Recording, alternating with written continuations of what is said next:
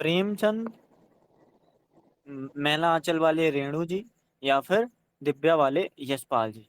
इनको समझने के बाद अब अगर बहुत ही हम आगे निकल आए तो अभी हमने जितना भी पढ़ा है, मतलब हालांकि है अपने सिलेबस में, कृष्णा सोबती हैं, उषा प्रियंवदा है, और भी लेखिका है, मीराबाई हालांकि है नहीं, पर थोड़ी बहुत बातें हमने की हैं उनके बारे में।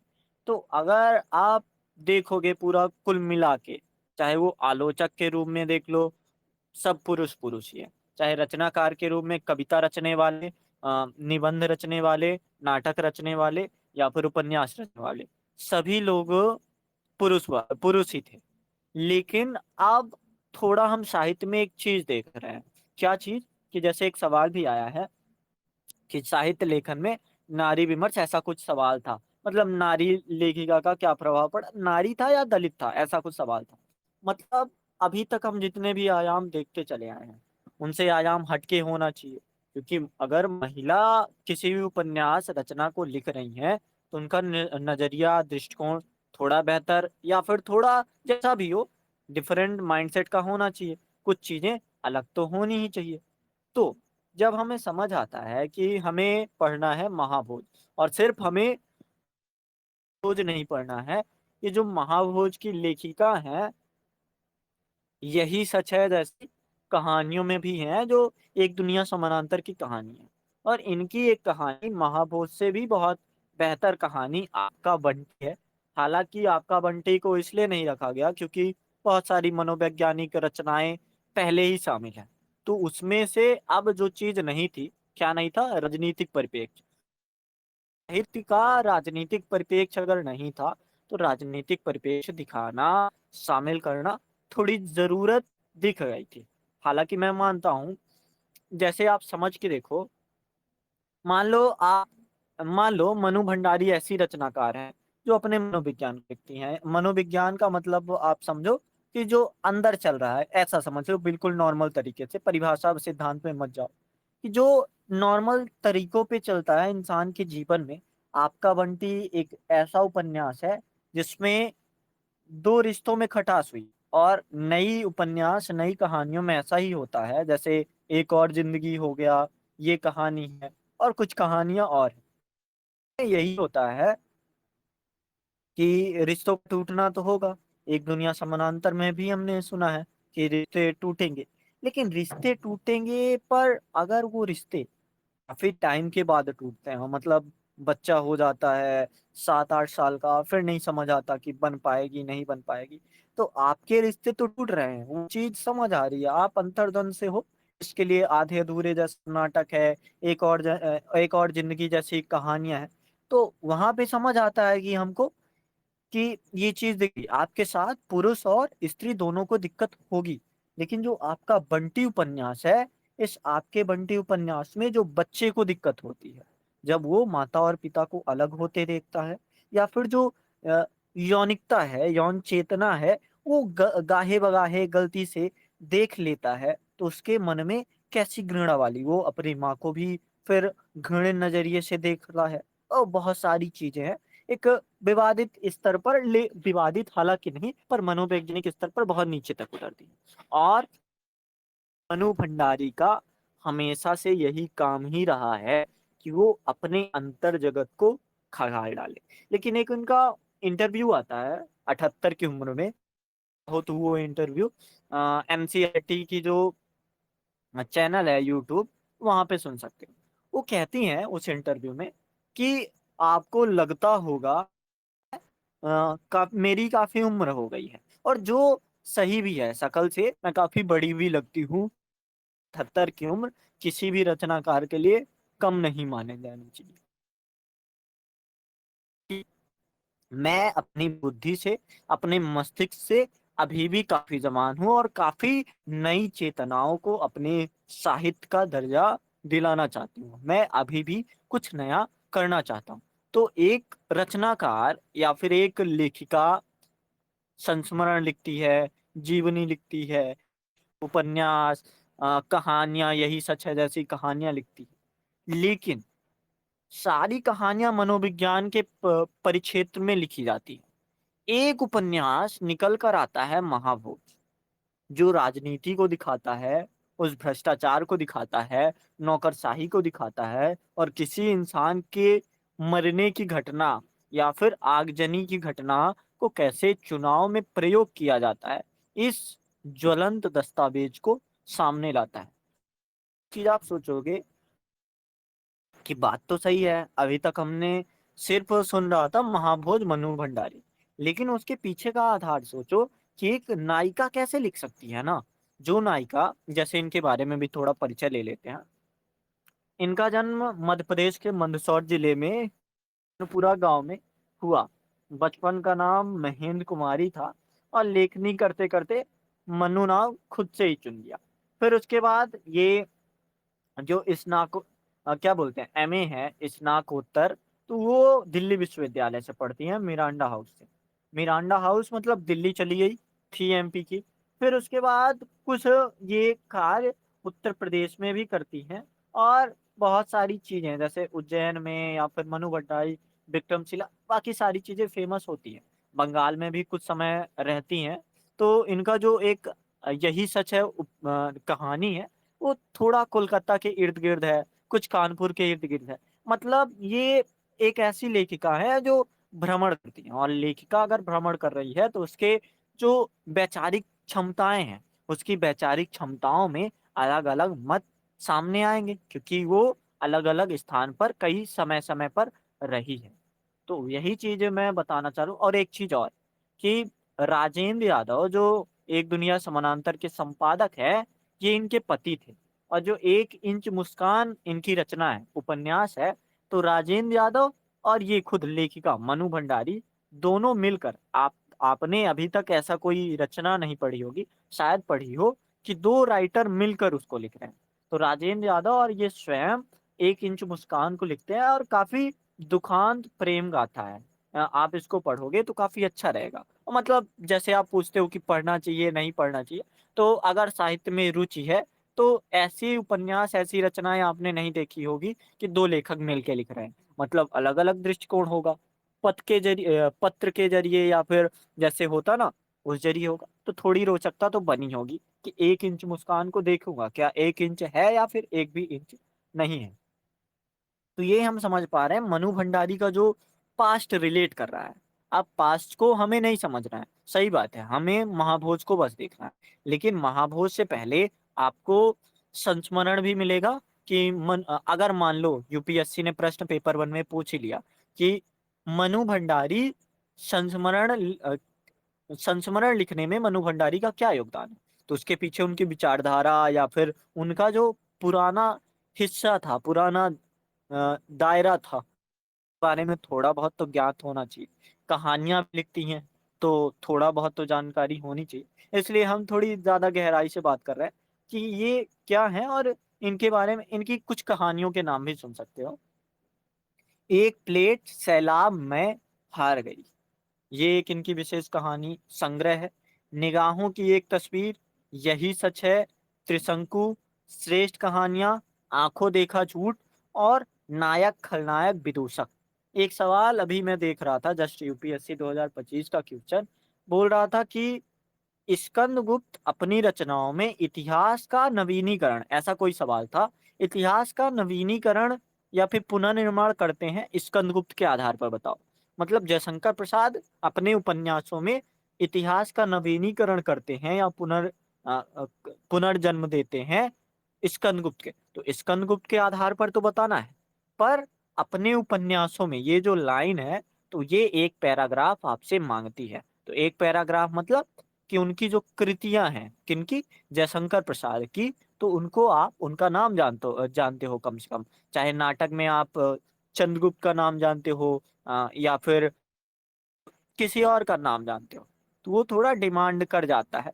और यही क्वेश्चन का मोड ही यही है कि आप प्रश्न को ज्यादा बारीकी से समझ पा रहे हो या नहीं पा रहे हो। तो मान लो महाभोज में आपसे सवाल ही पूछता है कि मनु भंडारी प्रयोग बाद को अपने रचनाओं में, या फिर मनु भंडारी मनोविज्ञान की लेखिका हैं, लेकिन उन्होंने महाभोज में मनोविज्ञान को सूक्ष्म स्तर पर ही रखा है। तो जब आप ये बताने जाओगे तो आपको उनकी कृतियाँ पता होना चाहिए कि आपका बंटी, 1 इंच मुस्कान या फिर उनकी जो कहानियाँ हैं, उनके जो संस्मरण हैं, तो वहाँ पे विज्ञान गहरे स्तर का है। जब वो महाभोज को बताने जाती हैं, तो वो रचना समसामयिक आधार पर या फिर समसामयिक समस्याओं का निदान करने पर उतर जाती है। तो जब ये करने लगती है, तो इसलिए ये जो चीज़ है, चीज़ मतलब मनोविज्ञान है, वो थोड़ा दायरे पे कम रह जाता है या फिर नहीं आ पाता। और एक चीज़ इनके बारे में और जान लो, हालाँकि उसके बारे में हम कभी बात कर लेंगे। जो यही सच है रचना है, इनकी कहानी है, तो इसमें फ़िल्म भी लिखी गई है एक रजनीगंधा। और इनके बहुत से जैसे वो होते हैं ना सीरियल क्या बोलते हैं धारावाहिक, तो ये नए युग की लेखिका हैं। 1931 में इनका जन्म हुआ, तो इनके सीरियल भी काफ़ी लोकप्रिय होते थे। फ़िल्में भी रजनीगंधा को सर्वश्रेष्ठ फ़िल्म पुरस्कार मिला हुआ है। इन्होंने दिल्ली अकादमी शिखर सम्मेलन, बिहार सरकार, भारतीय भाषा परिषद, कोलकाता, राजस्थान व्यास सम्मान, उत्तर प्रदेश, हर जगह पे ये पुरस्कार पाती रही हैं। तो मनु भंडारी के बारे में थोड़ा बहुत परिचय तो आप जान गए हैं। बस थोड़ा कोशिश करना अपने से भी कि कुछ-कुछ विचारधाराएँ अगर आपके साथ हों और अगर नहीं भी हैं, एक इनका धर्मयुग करके धारावाहिक भी चलता था। तो अगर नहीं भी है तो आप आपका बंटी पढ़ लेना या फिर 1 इंच मुस्कान पढ़ लेना, बस पढ़ने के लिए पढ़ लेना, तो आप समझोगे कि लेखिका मनोविज्ञान के स्तर पर कैसा लिखती है। तो जब संस्मरण से आएगा, मान लो नहीं भी पढ़ा है, हालाँकि पढ़ेंगे, ऐसा नहीं है नहीं पढ़ेंगे, पर अगर नहीं भी पढ़ा है, तो आप थोड़े से दायरे में हो जाओ और कुछ क्वेश्चन होंगे, जो नहीं पढ़ा है, पर आपके स्व विवेक के दायरे में ही उसको लिख पाओगे। जैसे विजय नारायण देव शाही का हमने नहीं पढ़ा, लेकिन मान लो अगर लिखना होता, तो हम स्व विवेक के दायरे में लिख सकते थे कि जायची को लोग ऐसा-ऐसा बोलते हैं, तो विजय नारायण शाही उसको और गहरे से बोलते हैं। तो वही बात है, थोड़ा आपको आप साहित्य समझ चुके हो, बावन 55 दिन हो गए हैं, तो आप साहित्य को समझने के लिए जो आपका आधार विकसित हुआ है, उसको भी थोड़ा प्रयोग करो। कॉमन सेंस जो है, उनको भी प्रयोग करना ज़रूरी है। अब एक सवाल 2025 में आया कि गोदान के मूल प्रतिपाद्य पर चर्चा करो या टिप्पणी लिखो। तो हम गोदान की जगह लिख देते हैं महाभोज। महाभोज के मूल प्रतिपाद्य पर चर्चा करो, बस नाम ही बदलेगा। यूपीएससी में जो पेपर बनाता है, शायद आलसी बोल लो ज्यादा बेहतर है, या फिर शायद ऐसी चीजें हैं कि इंसान उस पर काम नहीं करता। बात करते हैं शुरू से कि महाभोज का मूल प्रतिपाद्य क्या है। प्रतिपाद्य समझते हो क्या होता है? इसको सर बता सकते उसका उद्देश्य क्या है? हाँ बताओ। नहीं पढ़ा नहीं है सर, थोड़ा सा देखा था तो अच्छा से नहीं बता पाऊंगा, कल पढ़ लेंगे सर। सर मैं प्रतिपाद का बोल इसका रहा अर्थ हूँ उद्देश्य ही नहीं प्रतिपाद्य होगा? का मतलब क्या हुआ? हाँ, मतलब अर्थ अर्थ। अच्छा, उद्देश्य नहीं मान सकते हैं सर क्या इसका? और कुछ और गहराई से उद्देश्य तो होता है, ठीक है, मान सकते हैं, पर और कुछ कहना चाहते हो? नहीं उतना क्लियर नहीं आ रहा है सर।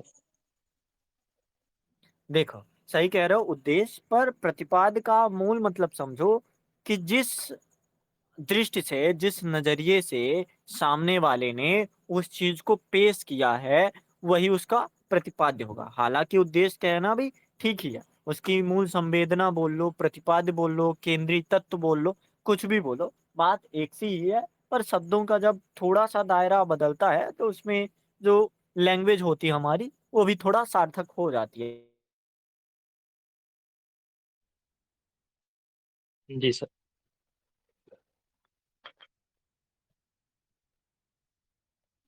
सर आवाज नहीं आ रही है। हेलो, कमेंट करो। हेलो।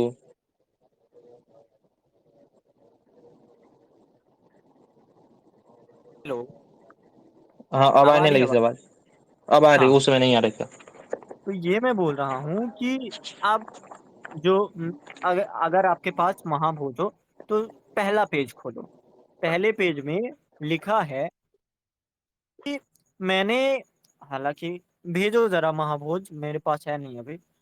मैंने इस उपन्यास को किसी की ओर इंगित करके नहीं लिखा है, लेकिन अगर किसी को इसमें उसका आईना दिखता है या फिर उसका स्वरूप दिखता है, तो ये केवल संयोगवश ही होगा। मतलब वो दिखाने का प्रयास कर रही हैं कि जो मैं लिख रही हूँ, वो मेरे लिखने का उद्देश्य ये नहीं किसी को टारगेट करना है। अगर किसी को इसमें अपना स्वरूप दिख रहा है, तो वो संयोगवश ही हुआ। तो मतलब एक तरह से इसको बोलते हैं व्यंग। व्यंग मतलब जो समाज में स्थितियां हैं, ऐसा उपन्यास की रिलेट कर जाए, तो ये चीज है। दूसरी बात कि इन्होंने और क्या इसमें प्रतिपाद्य जोड़ा होगा, ये स्वयं बताती हैं कि अपने अंतर जगत में बने रहना और उसी का रहस्योद्घाटन करना। अंतर जगत में बने रहना मतलब ये मनोवैज्ञानिक लेखिका थी। मतलब आपका बंटी में बच्चे की मनोवैज्ञानिकता दिखाना, एक इंच मुस्कान में उस दुख को दिखाना, यही सच है में दीपा नायिका की बातें दिखाना, या फिर आधा झूठा सच, आंखों देखा झूठ। ये सारी जो रचनाएं हैं, इन रचनाओं में मनोविज्ञान का पूरा पूरा भाव है। और मनोविज्ञान भीतर से ही लिखा जाता है, अंदर से जो बात आती है उसी बात को अगर आप प्रकट कर दो, तो वो मनोविज्ञान के स्तर पर चला जाता है। तो वो स्वयं बोलती हैं कि अपने अंतर जगत में बने रहना और उसी के रहस्य का उद्घाटन करना अच्छी बात है, लेकिन जब घर में आग लगी हो और फिर भी आप अपने अंतर जगत में ही बने रहो, तो क्या ये किसी हद तक अप्रासंगिक, हास्यास्पद या अश्लील नहीं लगने लगता? इसका मतलब ये हुआ कि मान लो आपको बहुत ज्यादा दुख है, मान लो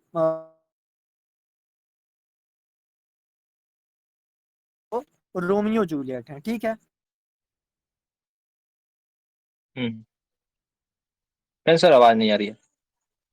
तो अब आ रही है? हाँ। हाँ, अब आ रही है सर। थोड़ा नेटवर्क कट कट जा रहा है, हम्म। जब कटे तो बता देना। Okay sir. देखो, अब मैं ये समझाना क्या चाहता हूँ, शायद आप समझ भी रहे हो, पर ये समझाना मेरा दायित्व बनता है कि अंतर जगत में बने रहना, घर में आग लगी हो, अंदर आग लगी हो, जैसे दो तरह से इंसान में आग लग सकती है। एक इंसान के स्ववैयक्तिकता, जैसे आप छायावाद में हम पढ़ के ही आए हैं कि आप देश को कितना भी आजाद करा लो, अगर मनुष्य आजाद नहीं है तो ये कोई अच्छी बात नहीं है। मतलब उसके जो भीतर की बात है, उसका अस्तित्ववाद, मानववाद जो भी है, तो वो चीजों को व्याख्या करना जरूरी है। आप सिर्फ बाहर का नहीं बता सकते। राष्ट्र को आप आजाद करा दो, मनुष्य को आप आजाद नहीं करा पाओगे, बहुत ज्यादा दिक्कत वाली बात है या नहीं है? हाँ सर, ये तो समस्या आज भी प्रासंगिक है, क्योंकि आज भी देखने को मिलती है कि लोग वो सिर्फ सोशल मीडिया चलाते हैं, लेकिन उन अपने मन से नहीं चलाते, क्योंकि वो भी उस आधार पर सर काम नहीं कर पाते। सिर्फ सोशल मीडिया के दीवाने सिर्फ हो गए हैं। सोशल मीडिया ही उनकी मदो और मस्ती को जकड़ रखा है। ठीक है। तो एक चीज हमें समझ आती है कि छायावाद में ये देखने को मिलता है कि आप अपने रहस्यों का उद्घाटन करो, और तभी से फिर हमें कविताएं, नाटक, जैसे कविताओं में आपको ब्रह्म राक्षस मिलेगा, असाध्य बीड़ा मिलेगा, कि यह कुछ नहीं मेरा, इसमें सब कुछ इस बीड़ा की ही तथता थी। या फिर जो आप में था, जो उनमें था, या ब्रह्म राक्षस में, कि वो स्वयं अगर बेहतर हो जाएगा तो सब बेहतर हो जाएगा। या फिर नाटकों में आधे अधूरे हो, या फिर स्कंदगुप्त में देश बच गया लेकिन इंसान का प्रेम मन गया, या फिर इंसान मर गया, ये दिक्कत वाली बात है। या फिर आप और भी रचनाओं में देखो, ठीक है, मानता हूँ। फिर आगे बढ़ते हैं, तो अज्ञेय की रचनाएं, ईलाचंद जोशी की रचनाएं, या फिर जैनेन्द्र के जो त्याग पत्र है, मंटो क्या बोलते हैं उसको, कट्टो है, कल्याणी है, या फिर अज्ञेय की रचनाओं में बहुत सारी रचनाएं आपको दिखेंगी। और उसी क्रम में मनु भंडारी भी आती है। मनु भंडारी आपका बंटी लिखेंगी, एक इंच मुस्कान लिखेंगी, मतलब वो अभी अंतर जगत में बनी है कि मुझे कम से कम अस्तित्व मिल जाए। इसी क्रम में आपको धर्मवीर भारती भी मिलेंगे, बहुत सारे रचनाकार मिलेंगे। परंतु जब आपके घर में आग लगी हो, घर मतलब कि देश मान लो या फिर समाज मान लो, समाज में कैसी आग लगी हो कि एक, जैसे हरिजन गाथा हमने पढ़ा था कि तेरा एक नहीं, दो नहीं, तीन नहीं, तेरा के तेरा अभागे को मछली की तरह भून दिया गया। और कैसे भूजा गया कि कौवा भी उनकी आंखें नहीं खाएगा। कौवों को आंखें बहुत ज्यादा पसंद होती है, जैसे एक गाना भी आपने सुना होगा, हालाँकि वो संदर्भ नहीं है, छोड़ो कभी और चर्चा करेंगे। तो ऐसा हरिजन गाथा में मिला और सेम रचना ये भी है, बस इसको उपन्यास का रूप दे दिया गया है। बाहर लगी है आग, राजनीति बहुत कुटिल हो रही है या फिर क्या बोल सकते हैं उसको, बहुत ही नीचे लेवल की राजनीति हो रही है, जिसमें इंसानों को जला दिया जाता है, बिशु जैसे लोगों को, उनकी हत्याओं को। जैसे एक लाइन आपको मिलेगी कि अगर कोई और दिन होता तो क्या बिशु और क्या बिशु की मौत, पर अभी सरोहा का चुनाव है, अगर कोई पत्ता भी हिलता है तो वो चुनाव में फर्क डाल सकता है। मतलब इंसान जो है कितना नीचे तक जा सकता है। जैसे एक बहुत बड़े फिलोसफर हैं, बोलते हैं कि लोकतंत्र में चुनाव इसलिए नहीं होता कि जनता अपना प्रतिनिधि चुने। लोकतंत्र में चुनाव इसलिए होता है कि जनता ये चुने कि अगले 5 साल तक किसके द्वारा किस तरीके से अपना शोषण, अपना दमन करवाना है। और ये इसी उपन्यास में साफ दिखता है। तो मतलब आप समझ रहे हो कि जो अंतर जगत है, मतलब भीतर आग लगी है, आपको अस्तित्व नहीं मिल रहा है, प्रेम संबंध टूट रहा है, ये सारी चीजें हो रही, भीतर बने रहो, अच्छा बात है, उसी को बताओ। लेकिन जब आपके देश में आग लगी हो, बिहार में बेलछी गांव में 13 लोगों को जला दिया गया हो, एक अखबार भी उठकर नहीं आया हो, कोई पक्ष विपक्ष का नेता उस पर कुछ काम ना कर रहा हो, तो फिर महाभोज, हरिजन गाथाएं या फिर और ऐसी बहुत समस्त रचनाएं जरूरी हो जाती। और यही रचना महाभोज भी है जो इसके मूल प्रतिपाद्य में बना हुआ है, जो मनु भंडारी स्वयं बताते हैं किसको लिखना किस लिए जरूरी था। या फिर हालांकि मूल प्रतिपाद्य इतना ज्यादा घसीट के नहीं लिखोगे, पर मैं समझा रहा हूँ क्योंकि प्रतिपाद्य नहीं है, ये पूरी रचना का आधार भी है कि आप महाभोज को कैसे लेते हो, किस हद तक लेते हो और कहाँ तक सोचते हो। तो अमेरिकी चिंतक बेंडेल फिलिप्स कहता है कि गणतंत्र में जनता संविधान तथा राजनीति के भरोसे अपनी स्वतंत्रता का उपभोग नहीं कर सकती। गणतंत्र तो समय समय पर आंदोलित होते रहने की संभावना पर जिंदा रहता है। जनता यदि जनता यदि इसके भरोसे सो गई तो गणतंत्र के गुणों का ह्रास होता जाएगा और सत्ता पक्ष बराबर सत्तारूढ़ रहने के लिए यथास्थिति बनाए रखने की कोशिश में निहित स्वार्थों के साथ गठबंधन कर लेगा। मतलब इसका यही है कि अब आप राजनीति को लेकर या फिर किसी, जैसे पुलिस वर्ग भी जो है, क्या मिस्टर सक्सेना है, डीआईजी हैं, डीआईजी सिन्हा है, तो इनके भी भरोसे नहीं बैठ सकते हो। आपको ये जो दुर्निवार सम्मोहन भरी खतरनाक लपकती अग्निलीक है, ये विश्व विंदा तक रोक के नहीं चलना है। अगर राजनीति में आपको विद्रूपता दिखती है, चाहे वोट चोरी हो या फिर चाहे वोट चोरी के नाम पे फिर से वोट चोरी हो, कि एक दूसरे पर आरोप लगा के सत्ता को हड़पने का प्रयास हो, तो अब स्वयं किसको जागरूक होना पड़ेगा, किसको ये खतरनाक लपकती अग्निलीव को आग बनाना पड़ेगा। वास्तव में ये जो चिंगारी नीचे दब गई है, किसको बनाना पड़ेगा, स्वयं जनता को, स्वयं रचनाकार को, पाठक वर्ग को। तो ये मूल प्रतिपाद्य समझ आता है। और हम मूल प्रतिपाद्य को सबसे पहले इसीलिए थीम में समझ रहे हैं कि गोदान का अगर मूल प्रतिपाद्य 25 में पूछ सकता है, तो अब उसके पास एक नजरिया बंद हो गया कि गोदान तो पूछेगा, मान लो अगर, तो मूल प्रतिपाद्य तो नहीं पूछेगा। मान लो पीवाईक्यू के जरिए से ही यूपीएससी प्रश्न बना रहा है, तो मूल प्रतिपाद्य देखा, उसको नाम आए 3, मैला आंचल याद आया, दिव्या याद आया, महाभोज याद आया। महाभोज ज्यादा अच्छा लगा तो महाभोज से प्रश्न पूछ लिए गए। ऐसे ही प्रश्न बनता है। 24 और 25 को रिलेट करके हम करेंगे, जस्ट कुछ दिन रुको, रिलेट करेंगे, फिर देखेंगे कि जो बढ़ा है 24 और 25 का पेपर कितना मैच कर रहा है। तो ये सारी चीजें की जाएंगी। खैर, ये सारी चीजें आपको देखने को मिलेंगी। राजनीति का मोहभंग मैला आंचल से दिखने लगा था, लेकिन 1979 तक पहुंचते पहुंचते, ये 1979 की रचना है, तो 1979 पहुंचते पहुंचते अब ये आंदोलनकारी रूप में बदल गया था। अब जो ये आवाज है, जनता की आवाज भी बन गया। ये सिर्फ ऊपरी आवाज या फिर अंचल की आवाज नहीं है, अब ये जनता की भी आवाज है।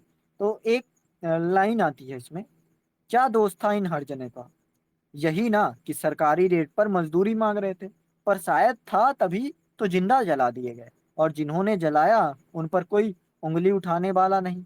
बेचारे बिशु ने उंगली उठाने की कोशिश की तो उसे हमेशा के लिए चुप कर दिया गया। उसकी लाश पुलिया पर पड़ी मिली। मतलब कि जब आप विरोध भी करोगे तो विरोध में आपको क्या मिलेगा? आपकी लाश पुलिया के नीचे पड़ी हुई मिलेगी। या फिर एक लाइन और है, जो करता है। अब मान लो इस घटना के पीछे कोई बड़ा वर्ग ही होगा। मान लो हुँ, मरवाया किसी छोटे ने होगा या मारा, हेलो, मारा किसी छोटे ने होगा, लेकिन इसके जो पीछे आधार है तो पीछे किसी बड़े का ही हाथ होगा। तो एक लाइन और मिलती है यहाँ पे। और जितनी मैं लाइन बार बार बोल रहा हूँ कि एक लाइन मिलती है, एक लाइन मिलती है, तो ये इंपॉर्टेंट है। आप उसको कैसे यूज करोगे आपके ऊपर है। मेरा बस दायित्व है, बताऊंगा, समझाऊंगा कि कहाँ पे सेट हो सकता है। तो एक लाइन मिलती है कि अब गेहूं के साथ घुन पिसने की कहावत पुरानी हुई। अब गेहूं साफ साफ बचते हैं, केवल घुन पिसा जाता है। हम्म, मतलब कि आगजनी की जो घटना थी, 13 लोगों को जिंदा जला देना, गांव गांव को पूरा जिंदा जला देना छोटी बात है। और इतना भी नहीं कि ये 1800 की बात है, जलियांवाला बाग हत्याकांड है कि 1919 की बात है। इतनी भी पुरानी बात नहीं है, 1977 की बात है। और अब तो देश आजाद हो चुका है, देश गणतंत्र हो चुका है। लेकिन किसी पर कार्रवाई ना होना, कार्रवाई के नाम पर 2 कांस्टेबल को सस्पेंड कर देना, ये क्या अच्छी बात है? या फिर जो आवाज उठा रहा है, मान लो विशु आवाज उठा रहा है, तो विशु के लिए निवारक नजरबंदी कर देना। 3 महीने पहले विशु को क्या कर दिया गया था? जेल में बिना किसी कारण के डाल दिया गया था। और जब वो जेल से लौट के आया था तो उसके पाँव, पीठ सारे सूजे हुए मिले थे। मतलब पिटाई अच्छे से खातिरदारी की थी। तो ये चीज समझ आती है कि अगर आप आवाज उठाओगे तो फिर क्या लोकतंत्र, क्या गणतंत्र, क्या राजतंत्र? ये तो सारी चीजें खोखली है ना। तो यही बात थोड़ा और गहराई से मूल प्रतिपाद्य में जाती है।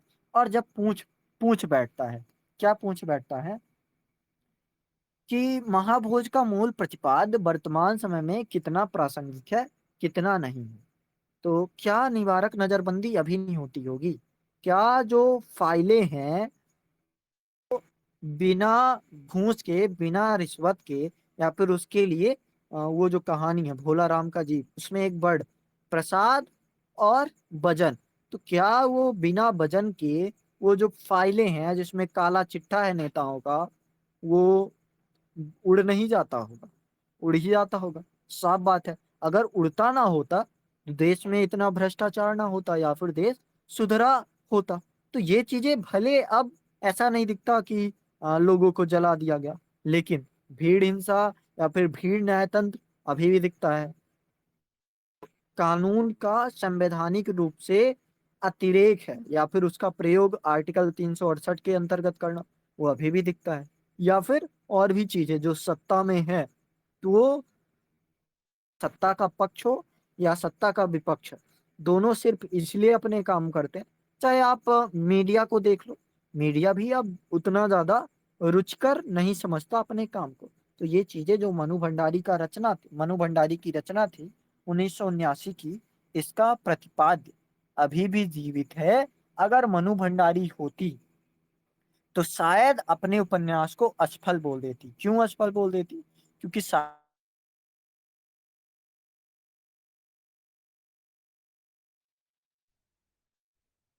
हाँ सर, हेलो। अगर वो, हेलो, हाँ सर, बोलिए। उस आवाज समय आ रही आवाज़ है? नहीं आती, आ रही है आवाज़। हाँ, आवाज़ आ रही है सर। हाँ। तो अगर मनु भंडारी, आप सोच के देखो, मैं और कुछ संदर्भ भी नहीं ले रहा, आप सोच के देखो कि मनु भंडारी ने ये उपन्यास सिर्फ इसलिए लिखा था कि राजनीति थोड़ी बेहतर होने लगे। मतलब राजनीति जिंदा हो जाए, ये मरी हुई राजनीति या फिर स्वहित के लिए राजनीति ना की जाए, इस गणतंत्र को राजतंत्र ना बनाया जाए। तो अगर मनु भंडारी अभी होती, हालांकि उन्हें गए हुए ज्यादा दिन नहीं हुआ है, तो अगर अभी होती तो क्या वो अपने इस लेखन से खुश होती? बताओ। ना बोल सकते हैं सर। अगर जो फणीश्वर नाथ रेणु है, मान लो ऐसा सवाल यूपीएससी कर रहा है, हालांकि करेगा नहीं, पर जरा सोचो, मान लो फणीश्वरनाथ रेणु है, जो मैला आंचल लिखते हैं, तो मैले आंचल में जो बुराइयां हैं वो उस मैला आंचल को साफ करने की कोशिश करते हैं, तो क्या अंचल साफ हुआ? यहाँ पर सर तो यही सारी चीजें। हाँ बताओ। यहाँ पर सर महिला से आंचल तो नाक साफ होगा ना सर वैसे, किस आधार पर सलाह बताए। मैं सिर्फ ये पूछना चाह रहा हूँ कि उपन्यास रचनाएं अगर लिखी जाती हैं तो विद्रूपताओं को दूर करने के लिए लिखा जाता है, वो चीजों को बेहतर करने के लिए लिखा जाता है, वो इसलिए लिखा जाता है कि जागो और जागो, आगे बढ़ो, तब तक आगे बढ़ो तक इस गोदान और गबन के होरी और रमानाथ का त्रस्त होना बंद ना हो जाए। मतलब स्थिति बेहतर करने के लिए लिखा जाता है। तो फिर हमें समझ आता है, चाहे गोदान हो, चाहे मैला आंचल हो, चाहे महाभोज हो, या चाहे दिव्या हो, स्थितियां भले सुधरे, लेकिन ये स्थितियां उतनी भी नहीं सुधर रही, इसीलिए वर्तमान में ये हमें पढ़ने की जरूरत पड़ती है।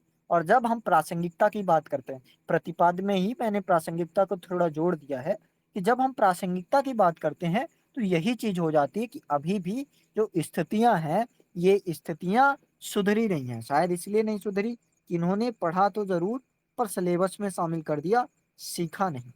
तो ये सारी बातें।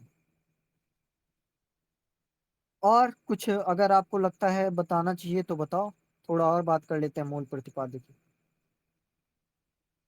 सर तो उतना उतना थोड़ा सा पढ़ा था तो उतना गहराई से नहीं पढ़ा था, तो उतना इसमें नहीं बता पाऊंगा, क्योंकि इसमें दिखाई देता है कि जो आज क्यों इतना महाभोज लिखना क्यों इतना जरूरी था, तो ये दिखाई देता है। लेकिन आज भी बिहार में ऐसा ही घटनाएं घटती है, ऐसे बोल सकते हैं सर, हाँ, अब वर्तमान थोड़ी में। और चीज, जैसे मैंने प्रतिपाद्य को दिखाया, तो अब इस प्रतिपाद्य में मैं छोटी छोटी और चीजें दिखाता हूँ। तो ये तो आप समझ गए किन चीजों के लिए किया जा रहा है या फिर किन चीजों के लिखा जा रहा है। थोड़ा और समझो कि व्यवस्था के इस क्रूर सच को तो पूरा भारतीय समाज भोग रहा है, लेकिन लेखिका द्वारा पीड़ित वर्ग में हरिजनों को, मतलब राजनीति की जो विद्रूपता है, हर लोग देखते हैं, लेकिन जो मूल इसका प्रतिपाद्य में शामिल किया है तो वो दलितों को। तो एक क्वेश्चन आता है यूपीएससी का, ये पिसती हुई दलित जाति का दस्तावेज। तो मतलब मूल प्रतिपाद्य में जो दलित है या फिर हरिजन है, उनको ज्यादा शामिल किया गया है। और थोड़ा सा ये जो जनतंत्र है, भेड़ तंत्र बनता चला जाता है, चुनाव उपचुनाव, ये जो लोकतंत्र है उस सीटों के लिए होने लगता है, जो आपको लखन की बातों में पूरा पूरा दिख जाए। तो ये भी मूल प्रतिपाद्य का हिस्सा है। या फिर आप समझो कि जो इंसान कहता कुछ है पर करता कुछ है, या फिर करता कुछ है दिखता कुछ है, मतलब करनी और कथनी में अंतर। मतलब आप थोड़ा जैसे बोल रहे हो कि मैंने महाभोज नहीं पढ़ा, तो गोदान पढ़ा होगा, तो राय साहब को ले लो। राय साहब की एक ऐसी लाइन निकाल के दिखाओ जहां पे राय साहब खलनायक दिखते हैं। ऐसा मैं नहीं बोल रहा, रामविलास शर्मा बोलते हैं कि आप अगर गोदान में खलनायक या फिर खल पात्र ढूंढने निकलोगे तो राय साहब को बोलोगे। राय साहब को कौन बोल सकता है कि वो खल पात्र है? जब इंसान जब इंसान मीठी बोली बोल के, या फिर जब शेर मीठी बोली बोल के शिकार करना सीख जाता है, तो फिर वो और खतरनाक होता है। और यही बात आपको दा साहब में भी दिखेगी। उनका अपराध कुछ नहीं है, सामने से कोई अपराध नहीं दिखता, लेकिन उनके जो नियम कानून है या फिर जो मुखौटा है पीछे का, वो मुखौटा ऐसा है कि गांधीवाद के आड़ में वो भ्रष्टाचारवाद या फिर जिस भी तरह का आप नया सिद्धांत दे सकते हो विद्रूपता को, दे दो, बता दो। जैसे आप समझो, जो मसाल के संपादक हैं, उनको कहता तो जरूर है कि आप अपना काम करो, फिर आप ऐसे अगर बोलोगे कि आप अपना काम करो, फिर उनसे पूछ लोगे कि और आपका जो कागज की बात थी या फिर जो अखबार के लिए कागज की बात थी, क्या वो पास हुआ? अब सामने वाले को भी तो लालच है। अब जो दत्ता बाबू हैं, कह देते हैं, मतलब अपनी पत्नी से ऐसा कहते हैं, और पत्नी से कहना मतलब लेखिका सामने ही पेश कर दे रहे हैं। क्या कहते हैं कि जब इस विद्रूपता में या फिर इस राजनीति में, इस बहती गंगा में सब नहा रहे हैं, तो मेरा हाथ धोना कोई गलत तो नहीं होगा। तो आपको समझ आता है कि हाँ, ये जो प्रतिपाद्य है इसमें विद्रूप राजनीति में केवल दो हिस्से नहीं, पक्ष विपक्ष नहीं, या फिर केवल जनता नहीं पिस रही है। इसमें कौन कौन पिस रहा है? हर वर्ग अपना ही भला चाह रहा है, और मिला जुला के जनता पिस रही है, या फिर जनता में भी हरिजन जो है पिसते हुए दलित वर्ग। ऐसा सवाल क्यों कर रहा है कि मान लो जो मध्य वर्ग है कैसे ना कैसे अपना जीवन चला लेगा, मान लो जो थोड़ी उच्च जाति का है कैसे ना कैसे अपना जीवन चला लेगा, लेकिन जो दलित है, आप गुस्सा तो उसी पे निकाल रहे हो। या फिर वो लाइन आप याद करो, जो मुहावरा है कि गेहूं के साथ घुन पिसने की कहावत पुरानी हो गई, अब गेहूं साफ साफ बचते हैं, केवल घुन पिसता है। तो ये बात हमको दिखती है, और ये देखने को वर्तमान में भी देखने को मिलेगा कि अगर आपने कोई बड़ा काम किया, ठीक है, अब आप बोल दो कि मेरा ड्राइवर गाड़ी चला रहा था, ये तो अभी 17 साल का है, ये पोर्च चला ही नहीं सकता, या फिर ये ड्रग ले ही नहीं सकता। हो सकता है आप समझ गए किसका संदर्भ में ले रहा हूं, पर ऐसी चीजें वर्तमान में भी हैं, हम प्रासंगिक बता सकते हैं। कुछ और लाइनें जो इंपॉर्टेंट हो जाएंगी। अभी तो मैटर तो समझ गए हो कि मूल प्रतिपाद या प्रासंगिकता क्या है। थोड़ी लाइनें जो आपके उत्तर को बेहतर करेंगी, जैसे दा साहब वायदा के अनुसार काम करते हैं, वचन से डिगना नहीं जानते।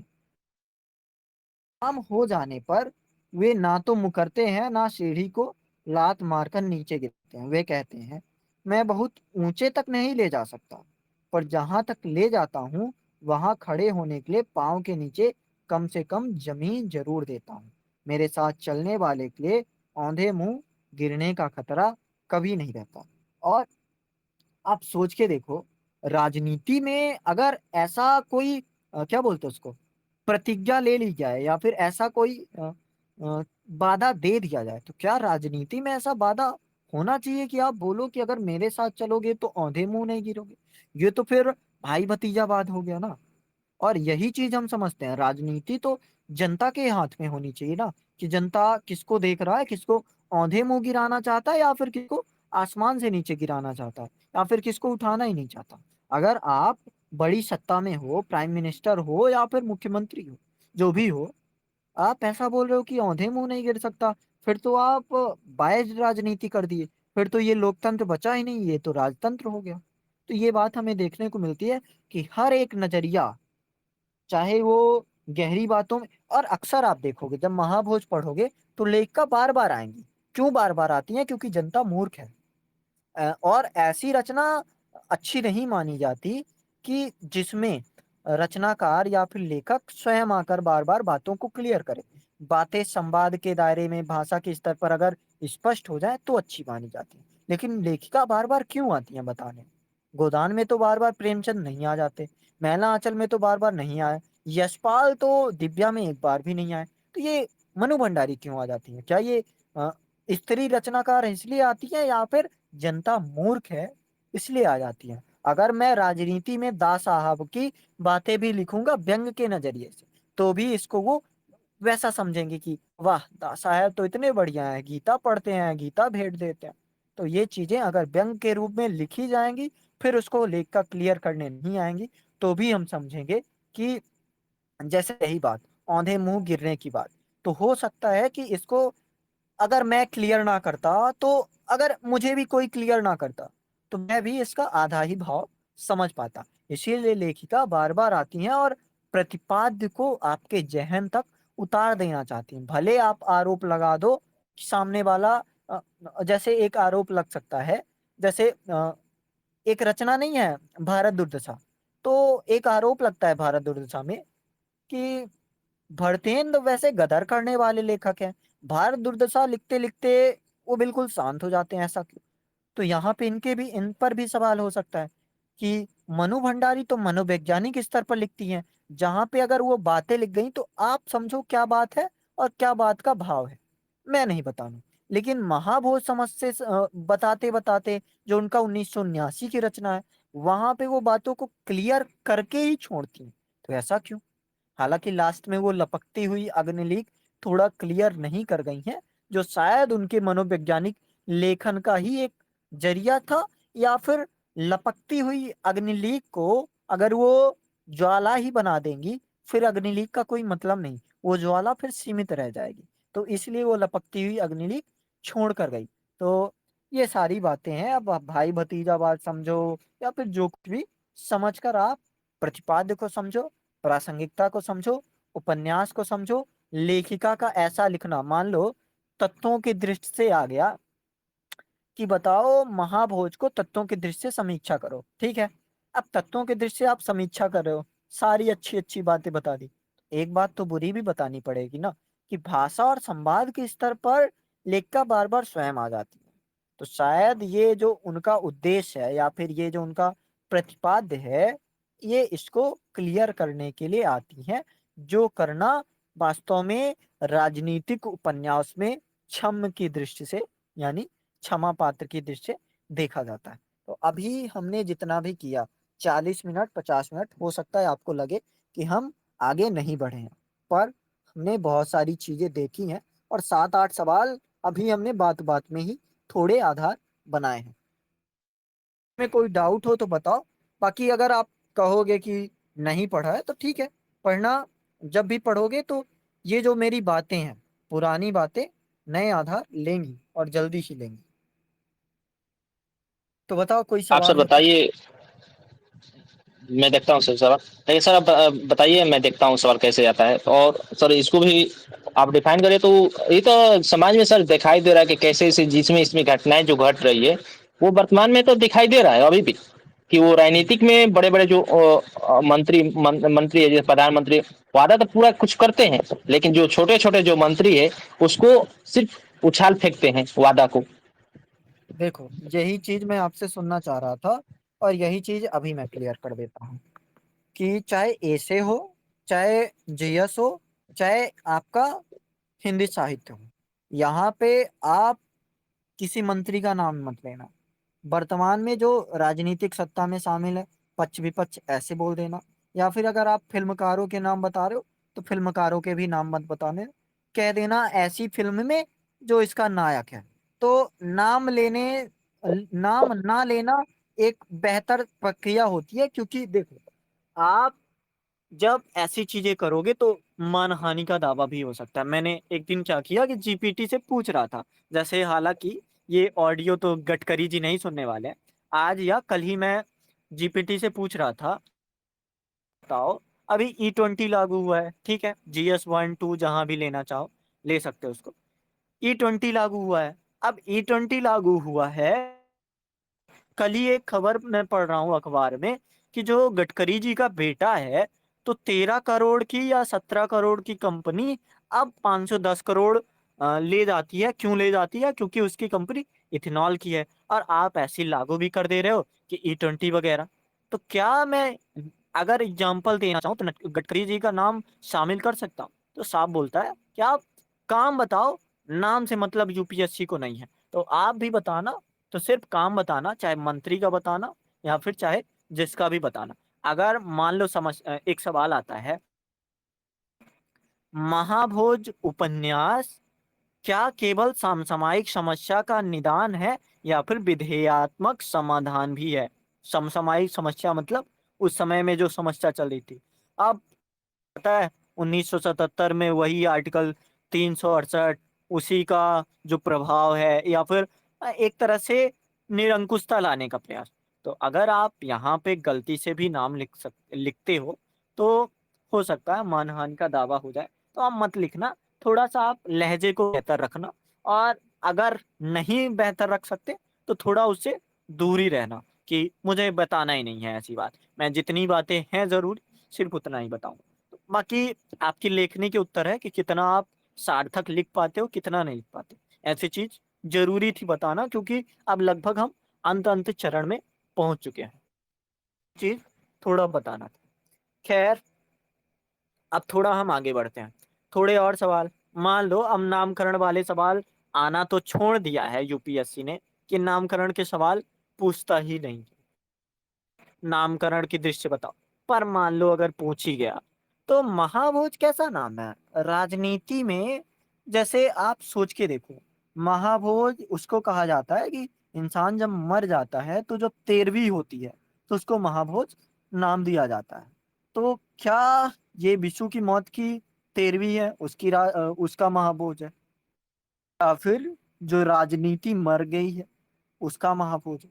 या फिर जो राजनीति में चौथा या लोकतंत्र में चौथा स्तंभ है, क्या बोलते हैं उसको, मीडिया, मीडिया मर गई है, उसका महाभोज है। या फिर जो विपक्ष के नेता का जो महत्व होता है, तो उनकी प्रासंगिकता खत्म हो गई, उसका महाभोज है। या फिर जितनी भी प्रकार की विद्रूपताएं हैं, तो इन समस्त विद्रूपताओं का महाभोज है। तो आप जब इसको बताने जाओगे, तो थोड़ा आप देख लेना कि नामकरण की क्या-क्या कसौटियाँ होती हैं, और उन कसौटियों पर थोड़ा तौलना, और वही बना-बनाया उत्तर मत लिखना, जो आपके नोट्स में मिलते हैं या फिर कहीं पे भी मिलते हैं। थोड़ा अब अगर आधार सीख गए हो, तो आगे-पीछे चीज़ों को करना सीखो, वही चीज़ें हूबहू मत किया करो, ठीक है?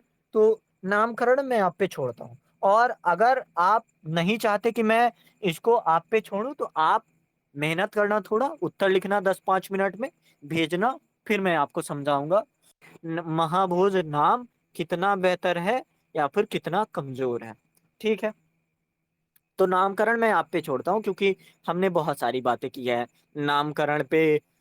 जैसे कामायनी पर भी बात की है कि एक कविता का नाम वो श्रद्धा नाम बदल से कामायनी नाम क्यों कर दिया गया। हमने गोदान पर भी बात की है, मैला आंचल पर भी बात की है, और दिव्या पर भी बात की है।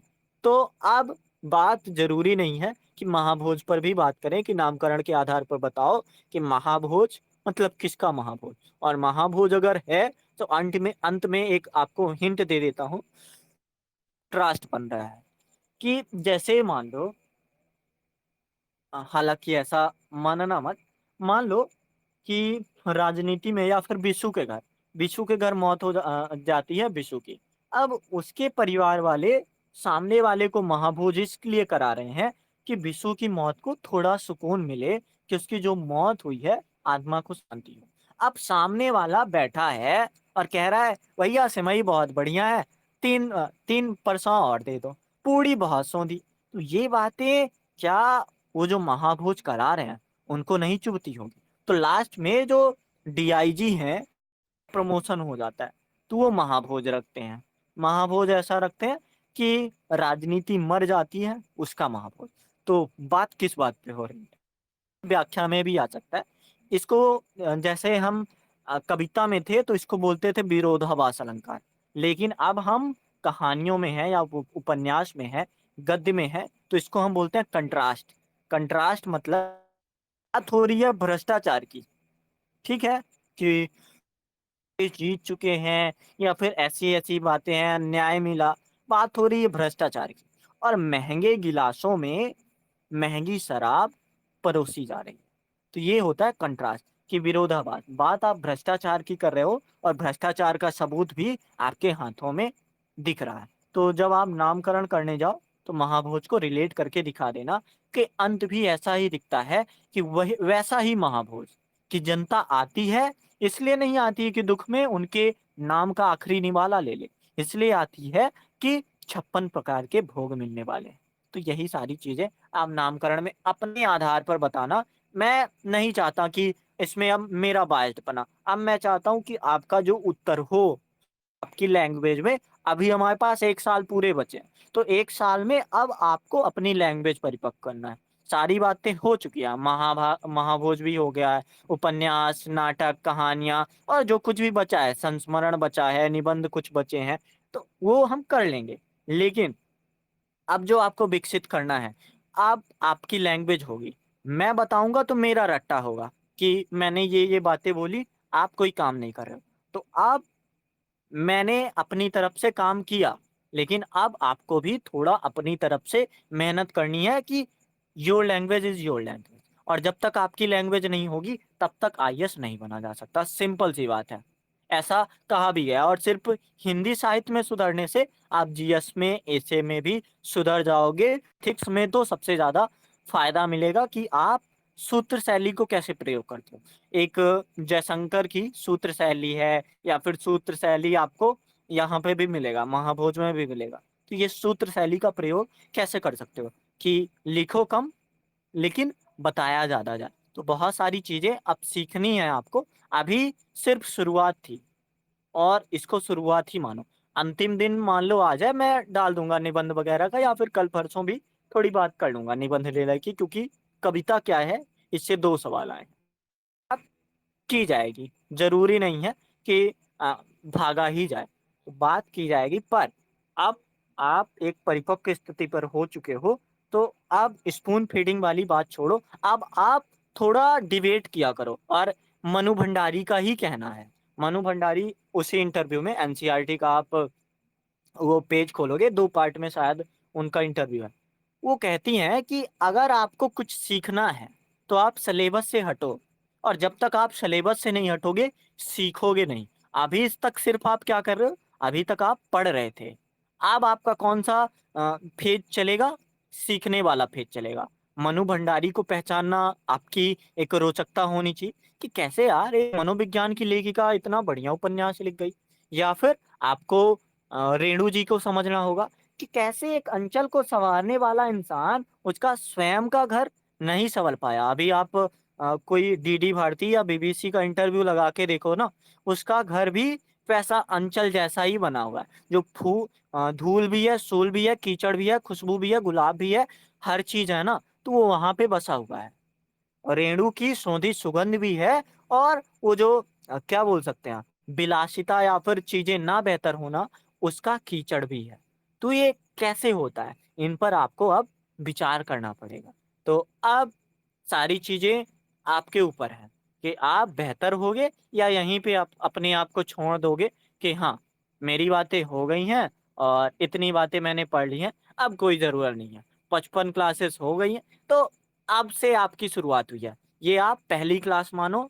और मैं अभी तक नहीं बोल रहा था कि आप अपनी लैंग्वेज सुधारो या फिर जो भी चीज था, आप गो थ्रू हो गए हो चीजों से, अब आपको बहुत ही बढ़िया आयाम बना लेना चाहिए कि 1 साल आपके पास है, और कितने नंबर, कितने टारगेट, कितना टाइम देना है, कैसे करना है, वो सब आपकी दिक्कत है। और अगर साहित्य में बेहतर नंबर आ गए तो बाकी जगह भी बेहतर नंबर आने ही हैं। तो ये सारी बात थी। कुछ और बातें अगर महाभोज पर करनी हो तो बताओ, नहीं तो फिर हम अब आंसर राइटिंग से ही सीखते हैं। एक दो प्रश्न है सर, एक दो। लीजिए। सर वहाँ प्रश्न भेजा हूँ, बता रहा हूँ कौन सा प्रश्न। सर ये महाभोज से सम क्वेश्चन नंबर 7 सर भेजा हुआ हूँ, देखिए ना। हाँ, क्वेश्चन नंबर 7, देखो, मैं अभी इसी की बात कर रहा था कि महाभोज में समसामयिक अव्यवस्था का मात्र निदान है अथवा विधेयात्मक समाधान है। मतलब 2 चीजें दिखती हैं कि एक रचनाकार जो है अगर यथार्थवादी रचना लिखेगा तो उसमें समस्या का समाधान नहीं दिखता, या फिर में जो लाइन आ रही है कि ये लपकती हुई अग्निलीक यहीं तक नहीं रुकी रहती, मतलब थोड़ा सा समझ आ रहा है कि हाँ, समाधान। तो थोड़ा वर्ड को समझते हैं, समसामयिक समस्या का निदान। निदान मतलब आप उस समस्या का कारण समझो कि क्या कारण है, वो समस्या क्या है। समसामयिक मतलब 1979 की रचना है, मतलब 1977 में जो बेलछी नामक ग्राम में, हरिजन गाथा में मैंने ये क्लियर कर रखा है, आप उसको पढ़ लेना एक बार, नागार्जुन की कविता। तो बेलछी नामक गांव गांव में बिहार के एक नहीं, दो नहीं, तीन नहीं, 13 लोगों को जिंदा जला दिया गया और मछली की तरह भूना गया कि कोई कौवा भी उसको ना खा सके। तो ये चीजें हमें देखने को मिलती हैं कि वो जो समस्या है, और ये क्यों बोल रहे हैं कि मात्र समसामयिक समस्या का मात्र निदान है, ऐसा इसलिए बोल रहे हैं कि ना कोई न्यूज़पेपर, ना कोई विपक्ष का नेता, ना तो राजनीति में शामिल कोई लोग, ना तो जिस पर बीती है दलित जाति, ना ही कोई और, ना ही कोई रचनाकार, या ही ना ही कोई और। जैसे मैं अभी शुरू में ही बता रहा था कि ये जो रचना है ना, मनु भंडारी शुरू में ही बोलती है अपने अंतर जगत में बने रहना और उसी का रहस्य उद्घाटन करना अच्छा है, लेकिन जब घर में आग लगी हो, और ये घर यही है, घर में ये जो अव्यवस्थाएं फैली हुई हैं, राजनीतिक अव्यवस्थाएं, तो यहाँ पे आग लगी हुई है। और इस आग के पीछे की जो कारण है, समसामयिक समस्या का निदान, कारण मतलब कौन, सिर्फ पक्ष विपक्ष नहीं, कारण बुद्धिजीवी वर्ग भी है, कारण वो जो लोकतंत्र का चौथा स्तंभ मीडिया है वो भी है, सत्ता में जो लालची पड़े हुए हैं वो भी हैं, या फिर जो न्याय मांगने जा रहे हैं उसका सपोर्ट ना करना। जैसे बिशु की मौत हो गई, ठीक है, सबको पता है बिशु की मौत हो गई। आप दा साहब के बाप से मिलाए, जो सुकुल बाबू हैं बिशु के पिता से मिलाए, लेकिन बिच्छू के जो पिता हैं, हो गया, मर गया होगा। तो जब खुद का पिता ही साथ नहीं दे रहा है, वो इंसान जो 3 साल निवारक नजरबंदी में मिलकर चला आया है, या फिर निवारक नजरबंदी झेल कर चला आया है, फाइलें इकट्ठी कर रहा था खिलाफ कि इन्होंने ऐसे काम किया है, उसी आगजनी की घटना के लिए कर रहा था, तो उसको आप जेल में डाल दो, ठीक है। ऐसी चीजें देखने को मिलती है, जब निरंकुश सरकार होती है तो जेल में डाल दिया जाता है। लेकिन बिंदा कम पढ़ी लिखी नहीं है, जो बिंदा शायद पुरुष है। दो उनके जो दो दोस्त हैं पढ़े लिखे नहीं हैं, या फिर वो भी ये नहीं चाहते कि मैंने विशु को तो खो दिया, पर मैं अब इसको नहीं खोना चाहता। या फिर आप उनको ले लो जो पुलिस में है, क्या नाम है उनका, मिस्टर सक्सेना। तो मिस्टर जो सक्सेना है, क्यों भाई, आप पुलिस की पोस्ट में हो, आप जैसे शायद दिनेश को, ऐसा कथन मिलता है कि जैसे निहत्था दिनेश को छोड़कर चले आए थे, वैसे ही बिशु के केस को भी छोड़कर चले आ रहे हो। तो मतलब उस समस्या का केवल निदान, मतलब केवल पहचान नहीं है, समाधान में आप देखो। आप समाधान में आपको थोड़ा थोड़ा दिखेगा कि जो दूसरी पार्टी है, या फिर जो लाखन सिंह है, शायद वही नाम रहता है, लखन बाबू नाम रहता है, या फिर कुछ और नाम रहता है, उनकी थोड़ी चिंगारी बेहतर होती है। वो थोड़ा समझते हैं कि नहीं, मुझे इसी में नहीं रहना है। या फिर दास साहब के साथ जो था, उसको भी समझ आ रहा था, क्या इस राजनीति के लिए, इस सत्ता के लिए मैं मारा जा रहा था, मुझे तो चीजें बेहतर करनी है। या फिर जो डीआईजी है, जो मिस्टर सक्सेना है, और जो बिंदा है, जब जेल में चला जाता है उसका पति, और बिशु जो उसका दोस्त है मर जाता है, तो उस पे गलत आरोप लगाओ, सही आरोप लगाओ, वो जो लपकती हुई अग्निलीक है, तो वो बरकरार रहती है।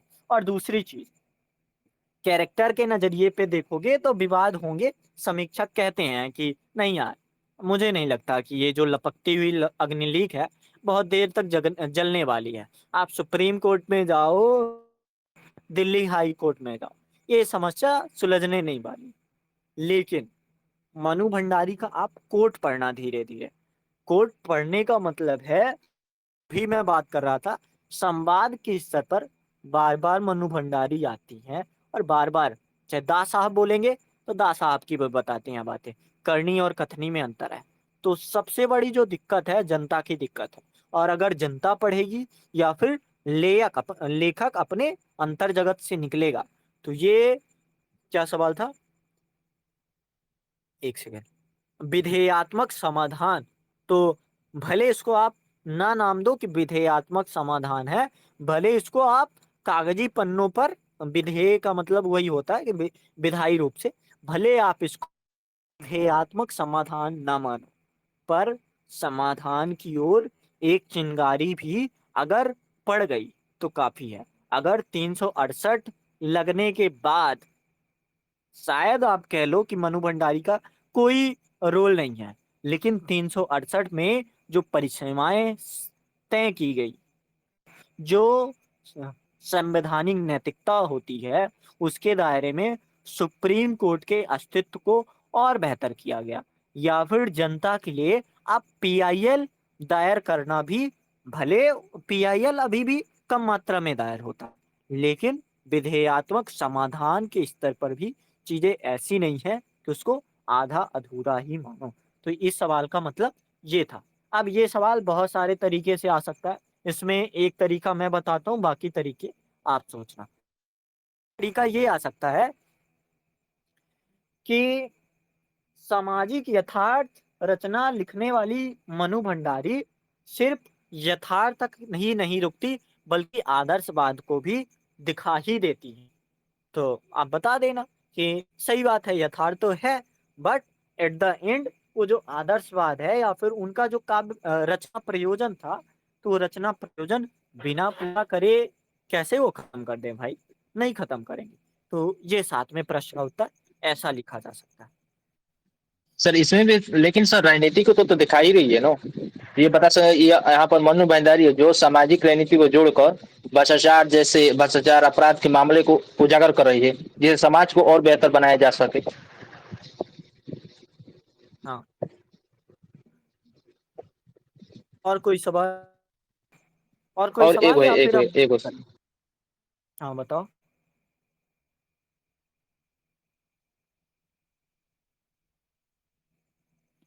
आप लोग भी बोल सकते हो कौन सा सवाल में आपको दिक्कत लग रही है।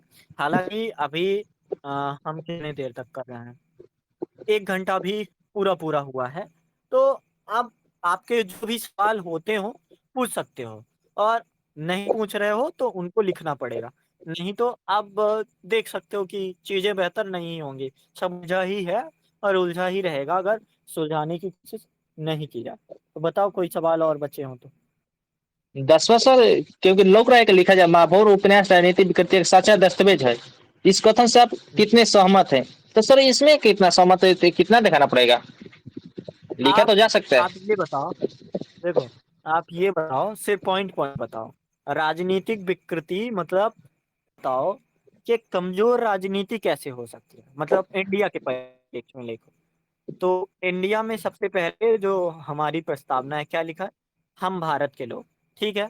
अब हम भारत के लोग से ही लेके चलो आप। क्या लेके चलना है?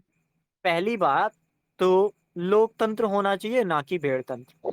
जबकि ये जो महाभोज में राजनीति है, भेड़तंत्र बनती चलती जाती है। दूसरी बात कि अगर पक्ष में कुछ कमियां हैं, तो विपक्ष को उसको सुलझाना चाहिए। लेकिन पक्ष भी कमजोर है और विपक्ष भी नीलम पहने हुए, नीलम मतलब वो जो अंगूठी है नीलम, तो नीलम पहने हुए है इसलिए कि शायद कोई शनि मेरा भारी है तो शनि मेरा हल्का हो जाए और मैं 10 साल जो मुख्यमंत्री की सीट में था, इस्तीफा दिया था, तो अब फिर से शायद राजनीति में आ, ऐसी बातें सोच रहा है। और अगर उसको गठबंधन भी करना पड़ा तो कर सकता है।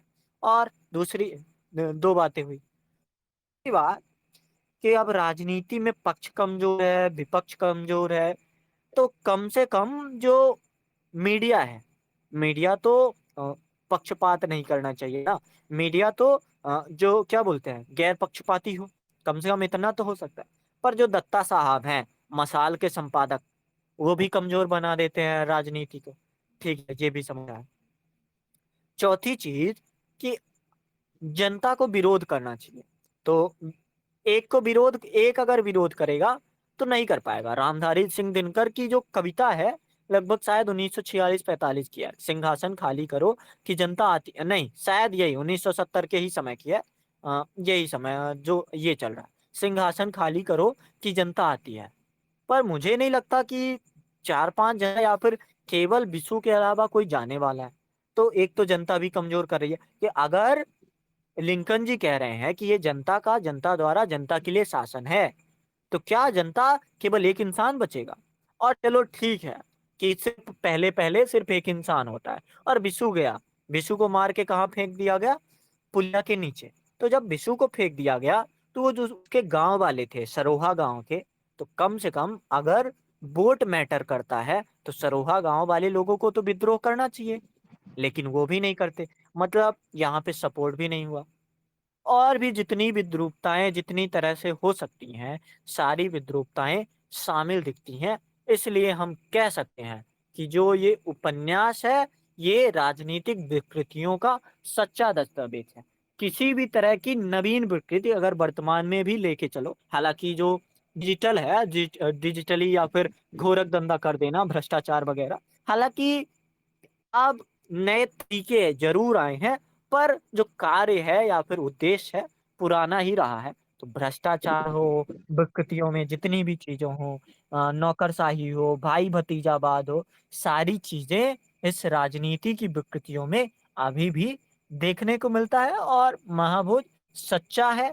और सच्चा देखो, सच्चा शब्द इसलिए आया है कि आप थोड़ा सा प्रासंगिक बता सकते हो कि ये सच्चा ऐसा है कि अगर इसे आप अभी भी देखना चाहो, 1979, 21 साल, 25 साल, 46 साल बाद भी देखना चाहो, तो सारी बातें अभी भी आपको देखने को मिल जाएंगी। तो इसलिए ये सच्चा है और क्या बोले तर्क संगत। तो अभी मैं क्या कर रहा था, तर्क ही दे रहा था। तर्क में आप कोटेशन डालना, चीजें बताना, और हो गया क्लियर। हाँ सर, वैसे जैसे आपने बताया वैसे तो बताना मुश्किल है, लेकिन इसको सर बता सकते हैं कि उनकी समस्या नेताओं के महज महाभोज का साधन है सर, जहाँ पीड़ा स्वास्थ्य सीधी के लिए है की जाती है।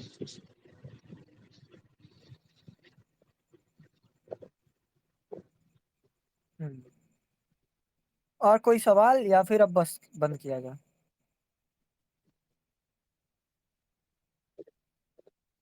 बंद करते हैं और पूछ लिए सर, क्योंकि और थोड़ा पढ़ता हूँ तो गहराई आती है तो और अच्छा से प्रश्न पूछने का मौका मिलेगा। और नहीं, हम बंद नहीं ऐसे करने पढ़ता हूँ तो वाले हैं, जिस मतलब मैं बोल रहा हूँ कि महाभोज बंद किया जाए, अरे वो बाकी मैं अब भी रिवीजन तो करेंगे ही। हम्म।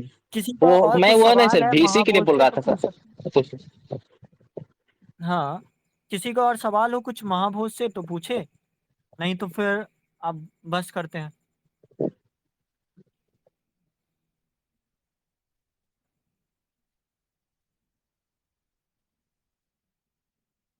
टाइप ही कर दो अगर नहीं बोलना है तो। ठीक है, मैं रिकॉर्डिंग बंद कर रहा हूँ, फिर आप बोलना चाहो तो बोल सकते हो।